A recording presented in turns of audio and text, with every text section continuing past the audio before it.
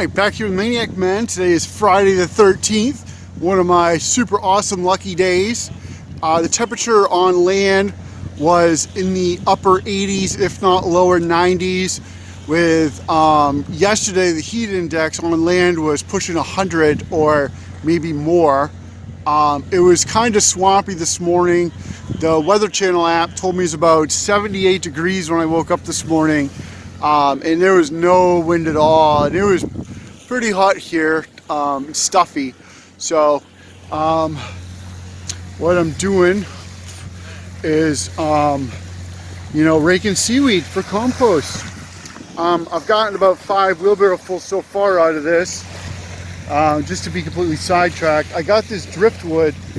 It was floating down in this general area, out several hundred feet from here. I rode out my little orange dinghy, and when I scooped up the wood, something was on all over my leg and I couldn't figure out what it was.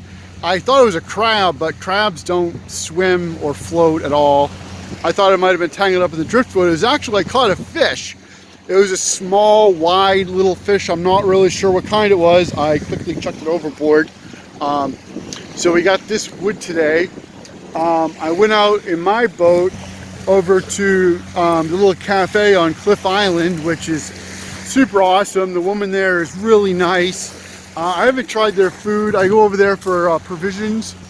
But on the way over there, I found this piece of driftwood, which, as you can see, it's pretty big. That'd really mess up someone's engine there.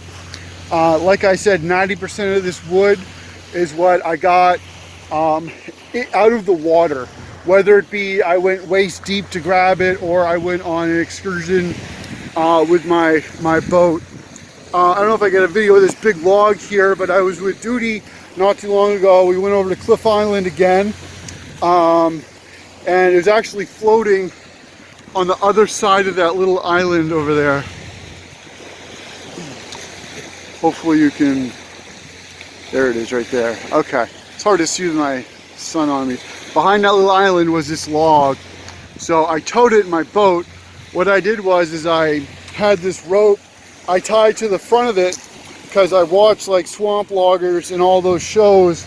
So I was trying to tow it from the front of the log, but it kept getting like pushed with the current, or just the boat would like go at an angle and it would drag and kind of go in the water.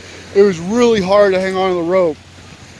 I tried bringing the log up beside the boat, but my boat's not meant for swamp logging like those guys do. So it was a bit of a struggle. Yes, I would definitely do it again. I like a challenge. I need to learn how to do this better. As part of my YouTube channel, cleaning up Casco Bay. So I don't know how many people have been boating out this year, but there's a lot of seaweed floating. The backside of the island, the whole back of the island was all just seaweed, and I'm not really set up to rake it there.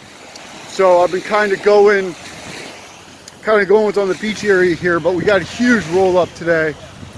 So, hey guys, do you mind pushing me on YouTube? Sure. Cool. He's on the phone, being kind of annoying, but they've been helping me collect driftwood today and clean up seaweed. So here's our seaweed plume that floated up today. Again, I have pulled out multiple wheelbarrows so far already. It was just gigantic. What I did was I got it above the high water mark, so some of the water will drain out of it to make it lighter. And then it's going up my ramp. Hey, I'm recording my YouTube channel. This is one of our local VIP guests here. They're both here a lot. You can use your names or nicknames or whatever. Thank you, Scott. Thank you, Scott. Jane from Maine. Jane from Maine. And Mark. Mark the captain. And it's their little dog. So cute. Yeah, we got major seaweed going on today. I just kind of want to show you down here. Where I'm set up, I stop at this rock. The sand is too soft to go around this rock, and it's too hard to go over the rock. I might be able to maneuver through here, but once I get the garden shed tree fort finished, I want to get set up down here to rake seaweed. This pile's been here since the last enormous high tide we had. But this green stuff's what floated up today. This is a small version of what was down there. That point gets hit hard. But at high tide, I was on my hands and knees kind of, getting it back in the water to rinse some of the sand out, because I don't really want to take the sand with me. Sometimes it's, impossible, but I do what I can. But as you noticed my videos from last year, there wasn't this beautiful beach here. This is what washed up from around the other side. So it's pretty amazing how the beach goes back and forth. It's almost like over the millions of years, as the beach goes back and forth in the storms, the wind blows the finest of grains up to create the sand dune that's here. I mean, that banking is all sand, and it goes way past the flag. It's pretty amazing.